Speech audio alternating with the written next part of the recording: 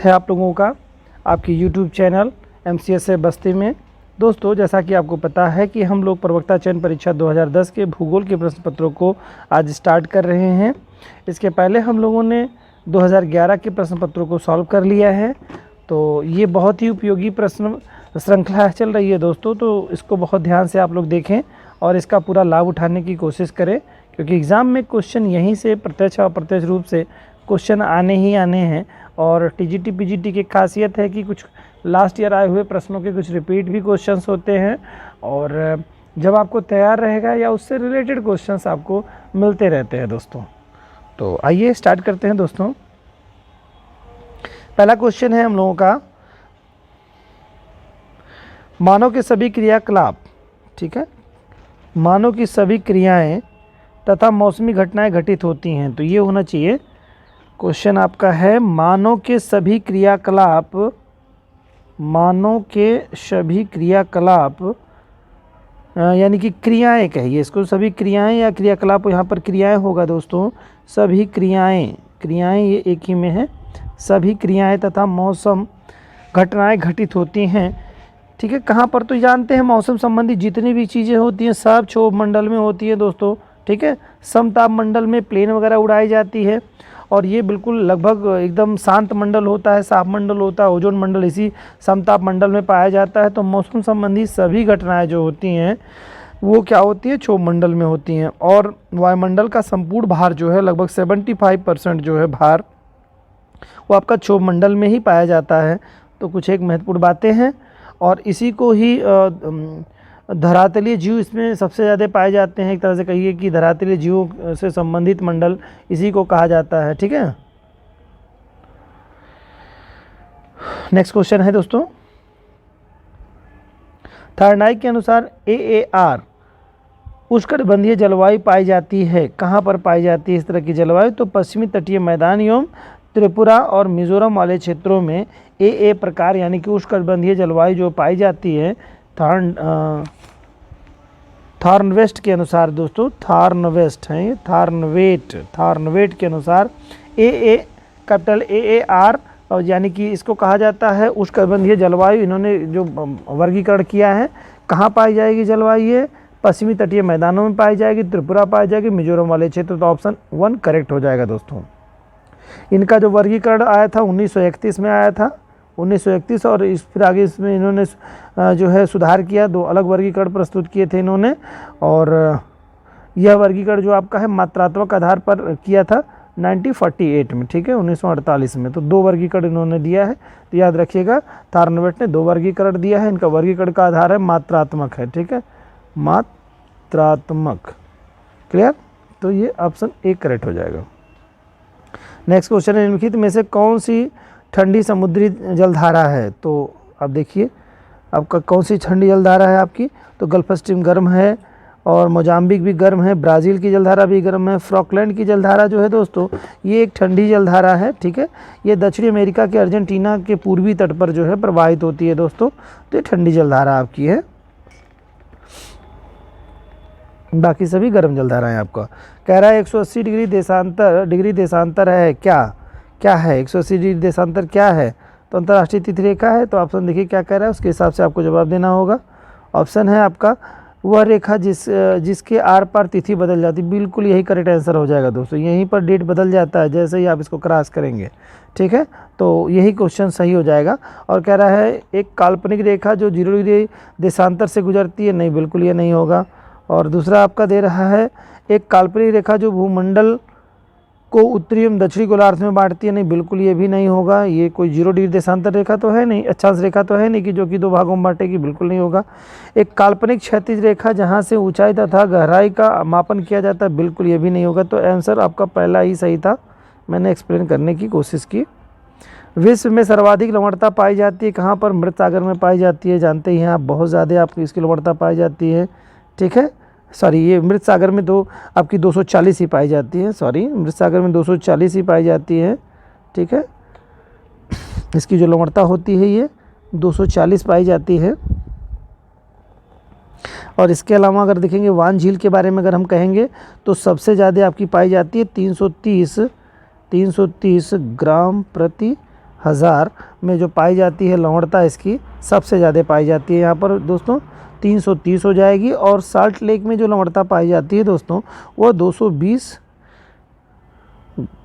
प्रति 1000 ग्राम पाई जाती है। तो ये आपका यहाँ पर हो जाएगा। तो मृत सागर में जो पाई जाएगी 240 पाई जाती है, वान झील में सबसे ज़्यादा 330 पाई जाती है और साल्ट लेक में 220 पाई जाती है दोस्तों। तो यानी नंबर 1 पर आपका ये हो जाएगा, नंबर 2 पर ये हो जाएगा और नंबर 3 पर आपका साल्ट लेक हो जाएगा।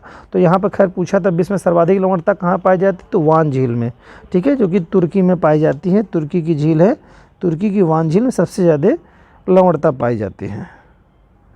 नेक्स्ट क्वेश्चन है दोस्तों, प्रत्येक स्थान पर ज्वार आता है, तो जानते हैं 12 घंटे 26 मिनट बाद प्रत्येक स्थान पर ज्वार आता है, ठीक है।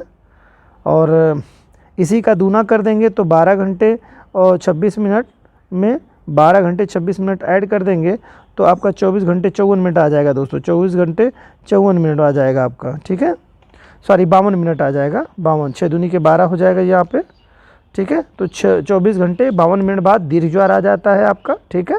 और हर आपका 12 घंटे 26 मिनट बाद जो है आपका लघु ज्वार आता रहता है। एक 12 घंटे 26 मिनट बाद आपका एक ज्वार, जैसा भी ज्वार है उससे अगेंस्ट ज्वार आपका आएगा, मतलब उसके विपरीत आएगा। तो 12 घंटे बाद आप 12 घंटे 26 मिनट बाद एक ज्वार हमेशा आता रहता है। तो प्रश्न यहाँ पर यही पूछा है, प्रत्येक स्थान पर ज्वार आता है कितने देर बाद आता है, तो 12 घंटे 26 मिनट के बाद आता है, ठीक है। और 12 घंटे 26 मिनट के बाद अगर लघु ज्वार है तो अगला ज्वार दीर्घ होगा, फिर उसके बाद क्या लघु होगा, फिर उसके बाद क्या दीर्घ होगा। इस तरह के क्रम में आपके ज्वार आते रहते हैं। ज्वार मतलब समझते हैं कि समुद्री तट लहरों का ऊपर उठना ही ज्वार कहलाता है। और ये आता है किस कारण से, सिजगी की स्थिति में सबसे ज़्यादा स्थिति बनती है यहाँ पर, ठीक है, जब सूरज की और चंद्रमा की ग्रेविटी के कारण से ये चीज़ें होती रहती हैं, ठीक है। अभी जो क्वेश्चन हमने लोगों ने देखा उसमें क्या कह रहा है कि सागरीय लवणता को व्यक्त करने के लिए किस चिन्ह का प्रयोग किया जाता है, तो सागरीय लवणता को व्यक्त करने के लिए जो चिन्ह का प्रयोग किया जाता है वो आपका ये चिन्ह का प्रयोग किया जाएगा। यहाँ पर आप देखेंगे ये चिन्ह का आपका प्रयोग किया जाएगा लवणता का, ठीक है, ऑप्शन में। तो यहाँ पर आप देख सकते हैं कोई भी चीज़ है तो ऑप्शन देखिए दो ही एक तरह से दे दिया गया है दोस्तों। तो यहाँ पर ये त्रुटिपूर्ण है, कोई एक को छोटा कर देना होगा, दोनों छोटे छोटे कर दिए जाएंगे तो ये चीज़ें आपकी बनेंगी। तो यहाँ पर आपका कोई भी ऑप्शन एक करेक्ट हो सकता है, ठीक है। यहाँ पर इसी को ही कहेंगे, इसको ग्राम प्रति 1000 कहा जाता है। इसको पढ़ने का जो तरीका है दोस्तों उससे क्या कहा जाता है, ग्राम प्रति 1000 ग्राम, ग्राम प्रति 1000 ग्राम पढ़ा जाएगा इसको। तो अगर मान लो दे रहा है, जैसे अभी हम लोगों ने देखा था, ये तुर्की की जो वान झील है, तुर्की की वान झील है, तो इसको पढ़ा जाएगा 330 ग्राम प्रति 1000 ग्राम, ग्राम प्रति 1000 ग्राम। इसको पढ़ा जाएगा कैसे, ग्राम प्रति 1000 ग्राम। इसको पढ़ा जाएगा क्या, ग्राम प्रति 1000 ग्राम, ठीक है। इसी तरह से अगर हम मृत सागर की बात करेंगे तो 240 हो जाएगा। तो 240 क्या, ग्राम प्रति 1000 ग्राम, ग्राम प्रति 1000 ग्राम, ये तरीका है। और 220 किसका है दोस्तों, तो 220 जो है साल्ट लेक का आपका है, ग्राम प्रति 1000 ग्राम हो जाएगा। क्लियर, तो ये बात ध्यान रखिएगा, ग्राम प्रति 1000 ग्राम में इसको इंडिकेट किया जाता है। अगला क्वेश्चन है, सागरीय जीवों की अस्थि पिंजरों से निर्मित निक्षेप कहलाते हैं, ठीक है। अस्थि पंजरों से निर्मित निक्षेप जो है वो क्या कहलाते हैं, तो शब्द यहाँ पर क्या था, पिंजरों, अस्थि पंजरों होगा दोस्तों, पिंजरों नहीं है, अस्थि पंजरों से निर्मित। तो ये आपका अस्थि पंजरों से निर्मित जो है वो आपका नैरेटिक निक्षेप कहलाते हैं। ये नैरेटिक निक्षेप, ये इंपॉर्टेंट आपके लिए है तो थोड़ा इस पर ध्यान रखिएगा। नैरेटिव निक्षेप कहलाएंगे दोस्तों, नैरेटिव निक्षेप। और ये क्या होते हैं कि नैरेटिव निक्षेप जो होते हैं ये जीवों के अस्थिपंजर एवं वनस्पतियों के अनअपशिष्ट यानी कि जो अपशिष्ट अवशेषों को सम्मिलित किया जाता है, इनमें अपघटित जो नहीं हो पाते हैं, अपशिष्ट ऐसे पदार्थ जो अपघटित नहीं हो पाते हैं, यानी एक तरह से कहिए ठोस रूप में बने रहते हैं, ठीक है। इन्हीं को ही क्या कहा जाता है, नैरेटिव निक्षेप कहा जाता है। यानी कि जो अपघटित ना हो, जैसे आपके दांत हो गए, जबड़े की हड्डियां हो गई, ये सब क्या होती है, काफ़ी मजबूत होती हैं। तो ये सब चीज़ें हैं, जैसे अभी आधुनिक समय में देख लेंगे तो प्लास्टिक वगैरह है, ये सब बिल्कुल अपशिष्ट अपघटित नहीं होते। तो खैर बहरहाल यहाँ पे बात कर रहा है जीवों के बारे में, तो हम लोग जीवों की बात करें तो नैरेटिव निक्षेप जो कि अपघटित नहीं होते हैं वो अस्थि पंजरों की बात कर रहा है। तो खासतौर से जैसे रीढ़ की हड्डी हो गई, ये सब जो सॉलिड चीज़ें हैं काफ़ी दिनों तक बनी रहती हैं और ये जल्दी ख़त्म नहीं होती हैं, यही नैरेटिव निक्षेप कहलाते हैं। अगला क्वेश्चन है दोस्तों, समुद्री जल में पाए जाने वाले लवणों में सर्वाधिक मात्रा किसकी होती है? समुद्री जल में पाए जाने वाले लवणों में सबसे अधिक मात्रा जानते हैं सोडियम क्लोराइड की मात्रा सबसे ज़्यादा होती है दोस्तों, ठीक है। सोडियम क्लोराइड की जो मात्रा होती है, तो ऑप्शन बिल्कुल करेक्ट हो जाएगा 4, लगभग 77.8% होती है इसकी, ठीक है। ये चीज़ें सबसे ज़्यादा पाई जाती हैं। फिर उसके बाद पोटेशियम सल्फेट वगैरह पाया जाता है, जो कि लगभग 2.5% इसकी हिस्सेदारी होती है। वही कितने प्रतिशत, ये वही है ग्राम प्रति 1000 ग्राम के रूप में ही आपको इसको इंडिकेट करना होगा, ठीक है। और एक बात ये भी जान लीजिए कि चैलेंजर अभियान जो कि 1884 के दौरान डिटमर महोदय ने इसका पता लगाया था और समुद्री जल में लगभग 47 प्रकार के 47 प्रकार के लवण घुले होते हैं। सॉरी दोस्तों। ओके दोस्तों, नेक्स्ट क्वेश्चन देखते हैं। मासिन राम नामक स्थान में सर्वाधिक वर्षा कराने में कौन सी पहाड़ियों की भूमिका है? तो बिल्कुल जान रहे हैं, मासिन राम आपका कहाँ पड़ता है? मेघालय वाले क्षेत्र में पड़ता है, मेघालय राज्य में पड़ता है भारत के। तो गारो, खासो, जयंतिया जो पहाड़ियाँ हैं, ये मेन रोल अदा करती हैं, ठीक है। तो यहीं पर ही आपकी चेरापूंजी जो है मासिन राम इस समय जो वर्षा का सबसे ज़्यादा होता है, वो चेरापूंजी से थोड़ी सी दूरी पर स्थित प्लेस पड़ता है, जहाँ पर लगभग 1000 से 1500 सेंटीमीटर वर्षा होती है। तो ये सबसे ज़्यादा इम्पोर्टेंट क्षेत्र बनता है। तो यहाँ पर पूछा है मासिन राम में वर्षा सबसे ज़्यादा जो है किन पहाड़ियों कार से होती है? तो गारो, खासी, जयंतिया पहाड़ी की, जो कीपाकार की पहाड़ियाँ हैं, इनका शेप जो है कीपाकार है। नेक्स्ट क्वेश्चन की तरफ चलते हैं दोस्तों। भृंग का निर्माण होता है, ठीक है। भृंग का निर्माण कहाँ पर होता है? तो भृंग का निर्माण जो होता है दोस्तों, नदी विसर्ग मोड़ों के उत्तरी ढाल पर, ठीक है। जो नदियाँ होती हैं ना, नदियाँ जब चलती हैं तो विसर्ग का निर्माण करती हैं ना, तो मैदानी क्षेत्र में जब चलती हैं तो बिल्कुल विसर्ग यानी मोड़दार ऐसी संरचना बना करते हुए चलती हैं। तो क्या कह रहा है कि विसर्ग मोड़ों के उत्तरी ढालों पर होती है, अवतल ढाल कह रहा है, और उत्तल ढाल होना चाहिए दोस्तों। यहाँ पर उत्तरी की जगह पर उत्तल होना चाहिए, ये गलत शब्द लिखा है, उत्तल। उत्तल मतलब समझते हैं जिसका कन्वेक्स लेंस, जिसका ऊपर हिस्सा उठा हुआ हो और साइड के दबे हुए हों। और अवतल होता है यानी कि ये हिस्सा, यानी कि बाहर के हिस्से उठे हुए हों और अंदर के हिस्से दबे हुए हों, तो ये अवतल लेंस की स्थिति बन जाएगी, ठीक है। तो उत्तल, तो जो ढाल जब टर्न करता है तो जो ढाल उठा हुआ होगा वही आपका नदी विसर्पों पर वहीं पर बनता है, भृंग का निर्माण होता है, ठीक है। तो ऑप्शन बी करेक्ट हो जाएगा, दूसरा करेक्ट आंसर हो जाएगा दोस्तों। अगला क्वेश्चन है, प्रवणित नदी कहते हैं जिसे ग्राडेड रिवर के नाम से जाना जाता है, इंग्लिश में ग्राडेड रिवर कहा जाता है, प्रवणित नदी, ठीक है। ग्राडेड रिवर जो है इसके बारे में बात हो रही है। तो ग्राडेड रिवर किसे कहा जाता है?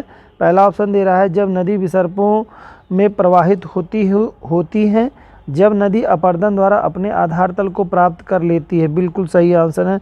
प्रवणित नदी जब कहा जाता है, प्रवणित नदी यानी गार्डेड रिवर जो कहा जाता है, जब नदी अपने धरातल को आधार तल को अपर्दन करते करते अपने आधार तल को प्राप्त कर लेती है, तो वही प्रवणित नदी कहलाती है। Option B is correct answer. अगला है, लटकती घाटी पाई जाती है। तो लटकती घाटी कहाँ पर पाई जाती है दोस्तों?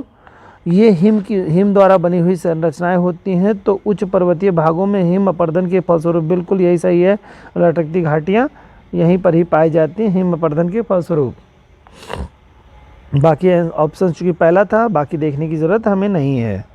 अगला है, सूची 1 और सूची 2 को सुमेलित कीजिए तथा दिए गए कूट की सहायता से सही उत्तर का चयन करिए। कूट की सहायता से सही उत्तर का चयन करिए।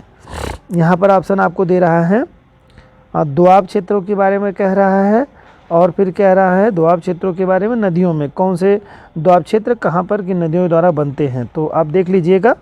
तो ये जो आपका कह रहा है बारी दोआब की, बिस्ट की बात कह रहा है, बिस्ट दोआब, बारी दोआब और रचना दोआब और चास दोआब। देखिए जो सिंध नदी घाटी है, इसकी जो सहायक नदियों द्वारा जो निर्मित जो आपके दोआब क्षेत्र बनाए गए हैं, वो ये नीचे से ही आपके शुरू होते हैं, जो कि सबसे अगर पहले बात करेंगे, है ना, मैं यहाँ पे आपको स्पष्ट कर देना चाहता हूँ, ये सिंधु नदी आपकी ऊपर से ऐसे जाती है, फिर इसमें आपको झेलम आती है, फिर झेलम यहाँ डायरेक्ट नहीं मिलती है, सॉरी, झेलम नदी यहाँ पर आपको डायरेक्ट नहीं मिलती है, झेलम ऐसे आएगी, फिर आपकी आएगी चिनाव आएगी, ठीक है, चिनाव नदी आएगी, फिर इसके बाद में रावी नदी आएगी, और फिर इसके बाद में आपकी ब्यास नदी, और ब्यास के बाद सतलज नदी, ठीक है। तो ये नदियाँ एक दूसरे से कनेक्ट हो जाती हैं, फिर आकर के सारी नदियाँ चिनाव नदी में मिल जाती हैं, ठीक है। तो आपका सिंध नदी हो गया, ये सिंधु नदी हो गई। फिर इसके बाद का जो क्षेत्र बन गया वो आपका झेलम नदी का, झेलम नदी हो गई, झेलम नदी हो गई, फिर चिनाव हो गई, फिर इसके बाद रावी हो जाएगी, रावी, फिर इसके बाद व्यास हो जाएगी, और फिर ये सतलज हो जाएगी, ठीक है। तो ये सतलज जो क्षेत्र बन गया, ये 3 नदियाँ हो गई, और बाकी ये सब आगे चल कर के ये 5 नदियाँ जो मिलती हैं दोस्तों, यही पंचनद कहलाती हैं, और जाकर के चिनाव नदी जो है, फिर सारी नदियाँ चिनाव में मिलती हैं, और चिनाव नदी जाकर के सिंधु में मिल जाती है। तो इनके क्षेत्रों के जो बीच में जो क्षेत्र हैं, इन्हीं क्षेत्रों को भिन्न भिन्न नामों से हम लोग जानते हैं। तो नीचे से हम बात कर रहे हैं, ब्यास और सतलज का जो दोआब क्षेत्र होता है उसे कहते हैं हम लोग बीस्ट कहते हैं, ठीक है, बीस्ट, बिस्ट दोआब के नाम से जाना जाता है, ठीक है, ये बिस्ट दोआब आपका हो जाएगा। फिर इसके बाद में आप देखेंगे रावी और व्यास की बात करेंगे हम लोग, ठीक है, रावी और व्यास की बात करेंगे तो बारी दोआब आता है आपका, ठीक है, एक क्रम में हम लोग चल रहे हैं दोस्तों, बारी का नंबर आ जाता है। फिर रावी और चिनाव की जब बात करेंगे हम लोग, रावी और चिनाव की, तो रचना हो जाएगा, रचना दोआब पड़ता है। तो बिस्ट हो गया, बारी हो गया, रचना हो गया। फिर इसके बाद में आपका चिनाव और झेलम के बीच में का जो दोआब क्षेत्र हमारा पड़ता है, ये हमारा चाज पड़ जाता है, चाज, ठीक है। तो ये आपका इस तरह से बनता है, ये 4 क्षेत्र बनते हैं। इसके बाद में आपका सिंधु सागर का क्षेत्र पड़ जाता है, तो यहाँ पर क्या कहते हैं, सिंधु सागर के नाम से इसको भी जान लीजिए आप लोग, सिंधु सागर, सिंधु सागर, ठीक है, सिंधु सागर का एक तरह से कहिए मैदान। तो ये कुल टोटल आपके देखिए 4-5 मैदानों का निर्माण हो जाता है आपको, ठीक है। 6 नदियाँ मिल करके सिंधु नदी का मतलब जो है पूरा तंत्र बनता है। ये बड़ी नदियाँ इनकी हैं, इसके अलावा भी बहुत सारी नदियाँ, सहायक नदियाँ हैं सिंधु नदी की, लेकिन मूल रूप से ये 5 नदियाँ जो है भारत में प्रवाहित होती हैं। सभी नदियाँ भारत से ही होकर के जाती हैं। और एक चीज़ और भी जान लीजिए कि ऊपर की 3 नदियों, ठीक है, सिंधु, झेलम और चिनाव, इनके 80% पानी का जो 1960 के समझौते के तहत सिंधु जल समझौता जो हुआ है, 80% पानी का उपयोग पाकिस्तान करेगा। नीचे की 3 नदियाँ यानी कि रावी, व्यास और सतलज का 80% जल का उपयोग भारत करेगा, ठीक है। बाकी शेष 20% जो नदियों का पानी होगा वो इसकी 20% का पाकिस्तान के लिए उपयोग होगा, और बाकी इसका जो है सिंधु मतलब और झेलम और चिनाव की जो है 80% हिस्से का भारत करेगा, पाकिस्तान करेगा, और 20% हिस्से का भारत उपयोग में लाएगा। तो यहाँ पर आप लोगों को मैदानी क्षेत्र की बात हो रहा है तो बिस्ट है, बारी है, रचना है, चाज है, याद रख लीजिएगा, बिस्ट है, बारी है, रचना है और चाज है, ये क्षेत्र है। और ऊपर का सबसे ज़्यादा यानी झेलम और सिंध के बीच में सिंधु सागर के नाम से जाना जाता है। ओके, उम्मीद है दोस्तों समझ में आया होगा। नेक्स्ट क्वेश्चन की तरफ चलते हैं। तो यहाँ पर आप लोग आंसर जान लीजिए कि क्या क्या आपको आंसर है। तो कह रहा है आपका बिस्ट, व्यास, बिस्ट के बारे में बात कर रहा है। तो यहाँ पर कूट के हिसाब से आपको आंसर देना है, लेकिन यहाँ पर देखिए हम लोगों ने कूट क्या बनाया, इसमें से कौन सा सही है, कौन सा गलत नहीं, कौन सा गलत है। तो अगर बात कर लेते हैं हम लोग, देखिए ऊपर से देखते हैं हम लोग, पहले देखा था हम लोगों ने तो पहले ही आपका गलत आंसर हो जाएगा। यहाँ पर अगर हम देखेंगे, लेकिन यहाँ पर जो ऑप्शन था वो कूट के हिसाब से आपको देखना है, वो कूट मिला करके आप देख लेंगे तो वो कूट के हिसाब से आंसर बनेगा, ठीक है। यहाँ पर कोई भी त्रुटिपूर्ण नहीं है, ऐसे देखेंगे तो सभी त्रुटिपूर्ण दे रहे हैं यहाँ पर, तो ये फिर चीज़ें आपकी नहीं बन पाएंगी और इनको मिलाना होगा, ठीक है, मिलाना होगा। तो अब चाहे मिला लीजिए, चलिए मिला ही लेते हैं हम लोग, और आशा है कि आप समझ गए होंगे, तो कोई दिक्कत नहीं है। तो यहाँ पर अगर बात करेंगे हम लोग, बिस्ट की बात कर लेते हैं हम लोग। देखिए हाँ, अगर हम लोग बात कर लें कि बिस्ट के दोआब की, तो ये हमारा क्या ब्यास और सतलज के बीच में है, तो ये आपका यहाँ से आपको आ जाएगा दोस्तों, ये आपका करेक्ट आंसर ये हो जाएगा, ठीक है। इस तरह के क्रम में आ जाएंगे। बिस्ट है, बारी की बात करेंगे, ब्यास और रावी की बात हो जाएगी हमारी, फिर हमारी बिस्ट बारी की बात हो जाएगी, तो ब्यास और रावी नदी के पास हो जाएगा हम लोगों का, ब्यास और रावी, यानी कि ये इसकी तरफ चला आएगा, ये इसका हो जाएगा दोस्तों। रचना की बात होने लगेगी, तो रचना वाले में रावी और चिनाव हमारा है, तो रावी और चिनाव हमारा यहाँ पर हो जाएगा, ये रावी और चिनाव हो जाएगा। तो निश्चित तौर से चाज की बात होगी तो चिनाव और झेलम के बारे में हो जाएगा, तो ये आपका आंसर यहाँ पर करेक्ट हो जाएगा, ठीक है। नेक्स्ट क्वेश्चन की तरफ चलते हैं दोस्तों। भारत में धारवाड़ क्रम की शहर में, धारवाड़ क्रम की शहरों में, शहरों नहीं होना चाहिए दोस्तों, यहाँ पर शैलों की बात हो रही है, तो यहाँ पर शहरों की बात तो होना बिल्कुल नहीं सही है। ठीक है, इसमें अब सेंटेंस बनेगा भारत में धारवाड़ क्रम की शैलों होगा दोस्तों,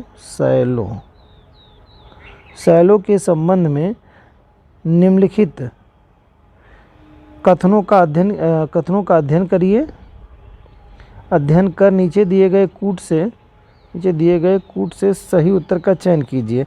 ये तो आपका क्वेश्चन है। अब इसमें से कूटों में से आपको आंसर का चुनाव करना है दोस्तों कि कौन सा सही है। अब ऑप्शन क्या क्या दे रहा है इसको हम लोग देखते हैं। पहला दे रहा है दोस्तों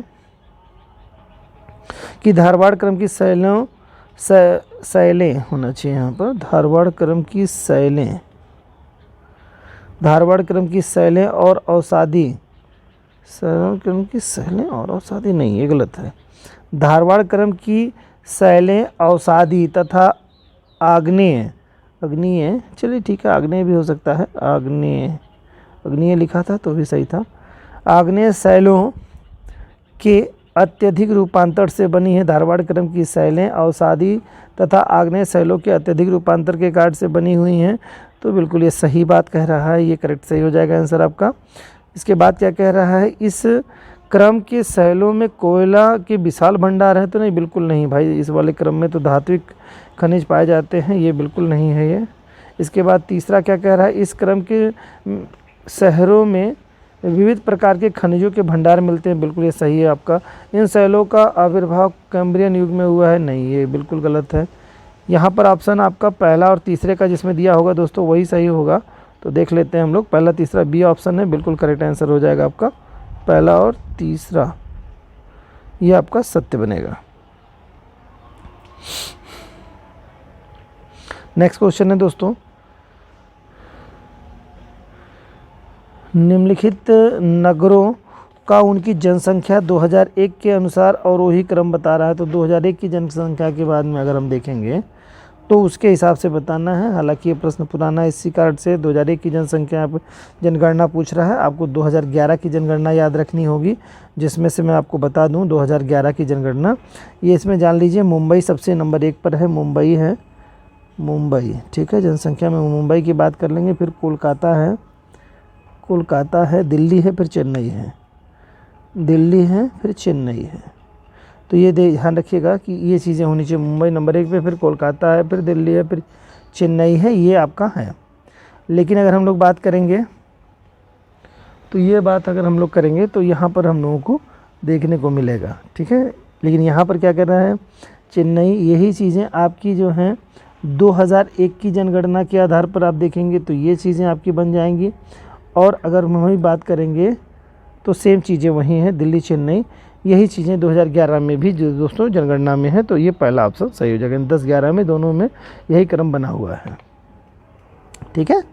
2011 की जनगणना में भी यही क्रम मुंबई दिल्ली, ठीक है, मुंबई दिल्ली कोलकाता का क्रम बन गया है। यहाँ पर तो ये मैंने जो आपको लिखा है ये 2011 का क्रम है, लेकिन जो आपका ये क्रम है ये 2001 का है दोस्तों। 2011 में करेंगे तो रिप्लेस हो जाएगा, यानी दूसरे नंबर पर आपका क्या आ जाएगा, दूसरे नंबर पर आपका दिल्ली आ जाएगा और तीसरे नंबर पर कोलकाता, फिर आपका ट्रांसफ़र हो जाएगा। बाकी चेन्नई का स्थान चौथे पे था, वो वहीं पर इस्टेब्लिश है।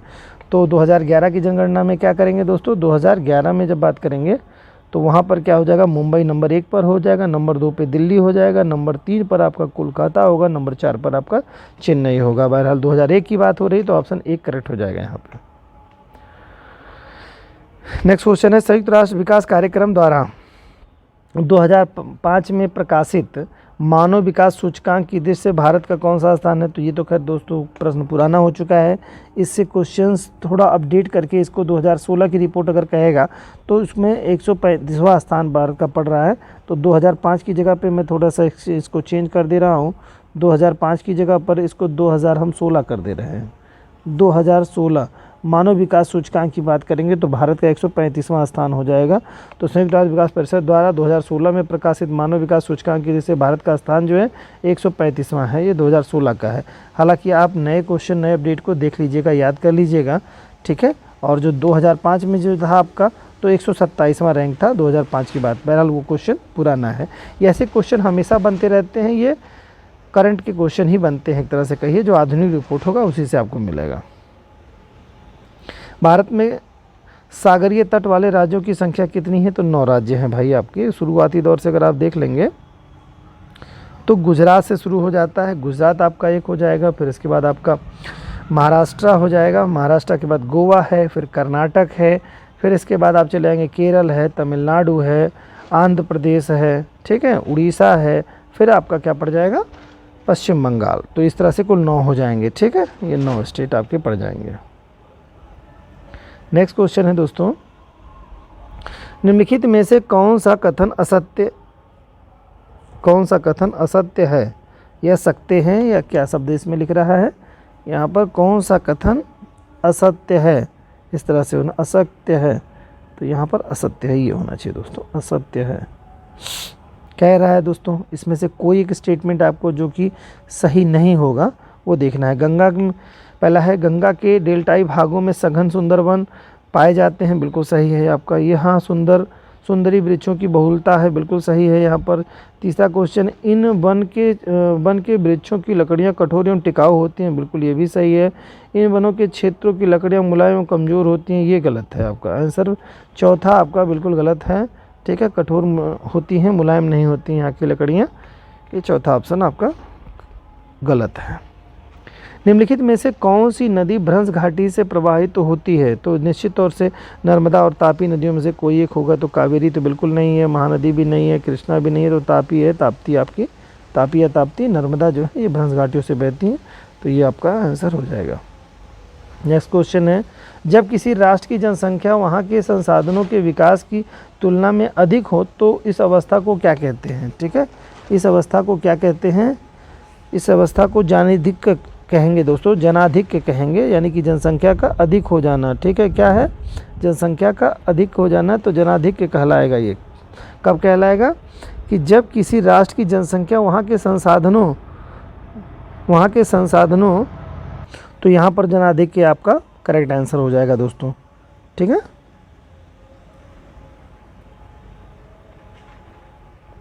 नेक्स्ट क्वेश्चन की तरफ चलते हैं दोस्तों। पृथ्वी के वर्णन के लिए ज्योग्राफी शब्द प्रस्तावित किया था किसने? बहुत ही अच्छा क्वेश्चन है ये ज्योग्राफी के स्टूडेंट के लिए। तो इराटोस्थेनेज ने किया था, ये बिल्कुल पहला ये ऑप्शन आपका बिल्कुल करेक्ट आंसर हो जाएगा आपका, ठीक है। भूगोल का जनक जो है वो किसे माना जाता है, यानी कि भूगोल में ज्योग्राफी शब्द का प्रतिपादन सबसे पहले किसने किया था? तो ये इन्होंने इराटोस्थेनेज ने ही इसको प्रयोग शब्द किया था, ठीक है दोस्तों। नेक्स्ट क्वेश्चन है दोस्तों, निम्नलिखित में से कौन सा सुमेलित नहीं है? इनमें से आपको कोई एक ऐसा है जो सुमेलित नहीं है, वो आपको बताना है। ऑप्शन ले लीजिए। सुपीरियर झील के बारे में कह रहा है, सुमेलित नहीं है, डुलुथ है, और मिशिगन है, गैरी है, और ईरी जो है बफेलो है, ये सिटी के नाम दे रहा है दोस्तों। ओंटारियो झील जो है टोरंटो दे रहा है, टोरंटो तो बिल्कुल सही होना चाहिए यहाँ पर, टोरंटो सही आपका ऑप्शन हो जाएगा यहाँ पर।